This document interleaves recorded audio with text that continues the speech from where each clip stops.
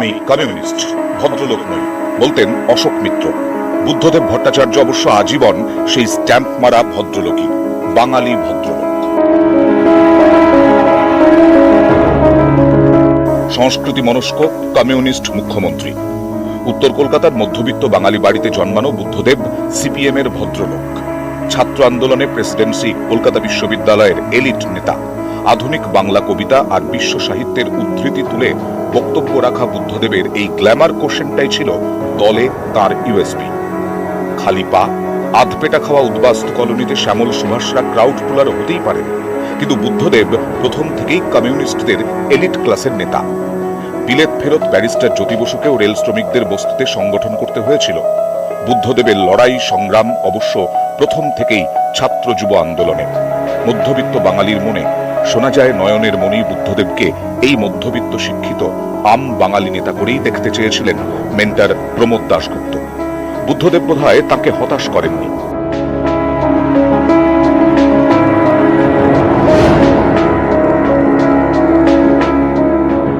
সকালে বাজারের ব্যাগ হাতে চা দোকানে বসে হাহুতাশ করা বাঙালির স্বপ্ন পূরণেই নেমেছিলেন বুদ্ধদেব।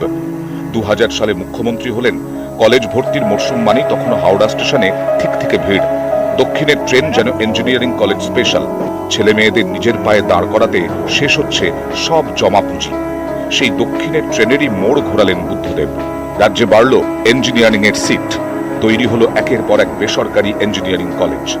পড়া তো হলো, চাকরি কি হবে? সেক্টর 5 নিউ টাউনে কাজ শুরু হলো। দুধে ভাতে থাকা কলকাতার মধ্যবিত্ত কর্পোরেট হলো। আর বুদ্ধদেব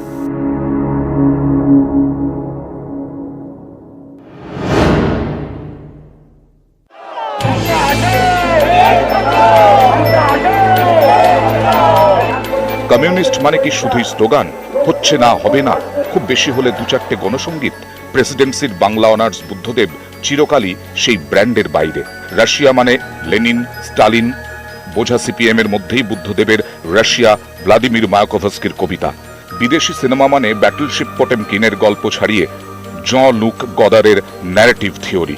লাতিন আমেরিকা তার কাছে পাবলো নেরুদার কবিতা, মার্কেজের জাদু বাস্তব। বাস মেট্রোর ঘাম প্যাচপেচে ভিড়ে যে বুদ্ধির দুটির জাদু খোঁজে মধ্যবিত্ত ডিগ্রিধারী বাঙালি, সেটাই যেন বুদ্ধদেব মধ্যবিত্ত, শিক্ষিত, বুদ্ধিদীপ্ত।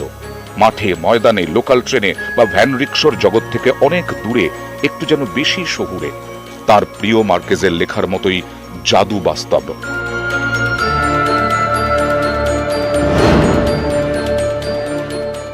নন্দন চত্বরে সন্ধে কাটানো বুদ্ধদেবের স্বপ্ন ছিল শিল্পায়নের। ইঞ্জিনিয়ারিং পড়া, ইংরেজি জানা ছেলে মেয়েগুলি যাতে নিজের রাজ্যেই চাকরি পায়। আজিম প্রেমজি থেকে রতন টাটা একের পর এক শিল্পপতির সঙ্গে বৈঠক করেছেন। প্রাণপণে চেয়েছেন লাল পার্টির নামের পাশে বসা কর্মনাশা তকমাটা তুলতে। বিশ্বায়ন আর কর্পোরেটের চাহিদায় যুগের বদল সেই 2006 বুঝেছিলেন। কৃষির ভিতে শিল্পের স্লোগান তুলেছিলেন। স্বপ্ন ফেরি করে ভদ্রলোক বুদ্ধকে প্রাণ ভরে ভোট দিয়েছিল বাঙালি। দিন বদলের স্বপ্ন দেখা মধ্যবিত্ত বাঙালি, আলপথে সাইকেল ছেড়ে মধ্যবিত্ত হতে চাওয়া বাঙালি। তবে 233-এর স্বপ্নের ইমারত মিলিয়ে গেছিল তাসের ঘরের মতোই।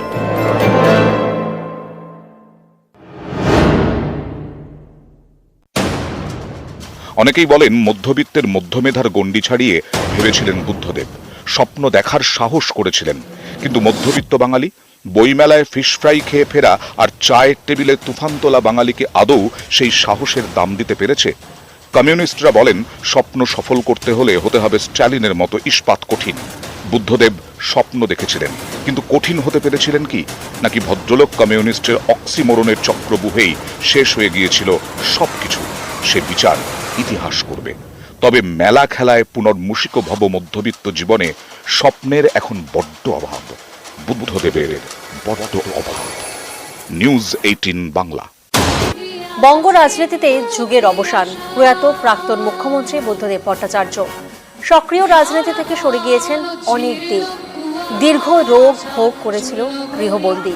তবুও তিনি ছিলেন রাজ্যের বাম রাজনীতির ধ্রুবতারা হিসেবে। ছিলেন অসংখ্য ছাত্র যুবর ভবিষ্যৎ গড়তে চাওয়া এক নিরলস যোদ্ধা হিসেবে। ছিলেন বাঙালি শিল্প সংস্কৃতির এক উজ্জ্বল উত্তরসূরি হিসেবে। সিপিএমের স্বর্ণযুগের শেষ সেনাপতি বুদ্ধদেব ভট্টাচার্য।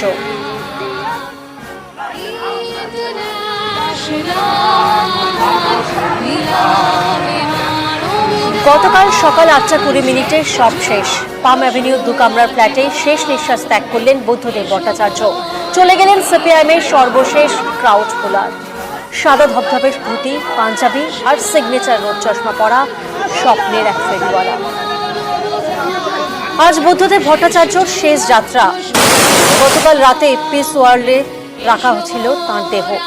আজ সকাল 10:30 নাগাদ প্রথমে বিধানসভায় আর তারপর আলিমুদ্দিনে শায়িত থাকবে প্রাক্তন মুখ্যমন্ত্রীর দেহ।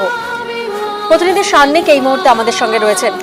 সরাসরি সান্নিকের কাছে একবার যাব। সান্নিক, প্রাক্তন মুখ্যমন্ত্রীকে আজ কোথায়, কোন পথে শেষ দেখবেন তার অনুগামীরা?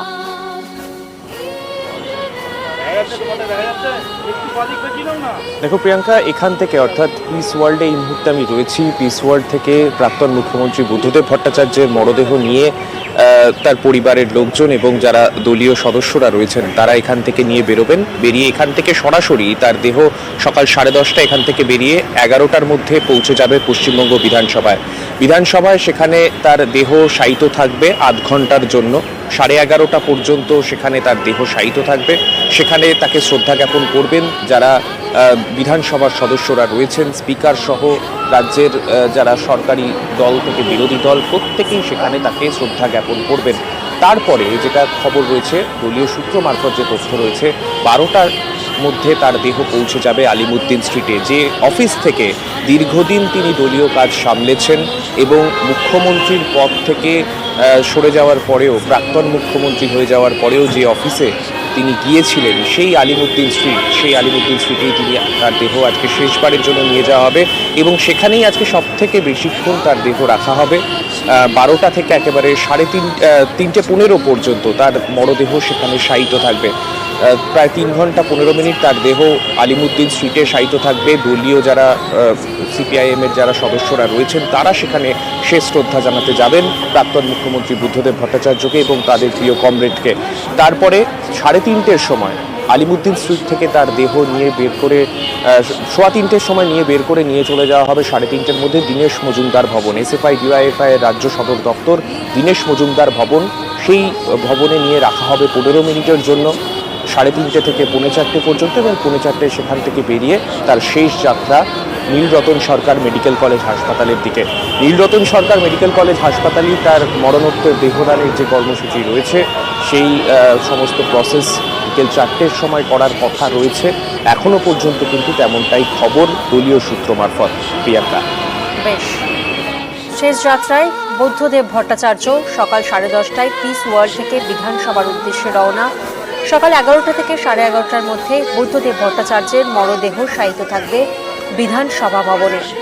তারপর বেলা 12টা থেকে 3:15 আলিমুদ্দিনে শায়িত থাকবে বুদ্ধদেব ভট্টাচার্যের মরদেহ এবং 3:30 থেকে 3:45 বুদ্ধদেব ভট্টাচার্যের মরদেহ শায়িত থাকবে দীনেশ মজুমদার ভবনে। এরপর দীনেশ মজুমদার ভবন থেকে দেহ নিয়ে এনআরএসের উদ্দেশ্যে যাত্রা। বিকেল 4টে এনআরএসে প্রাক্তন মুখ্যমন্ত্রীর দেহদান।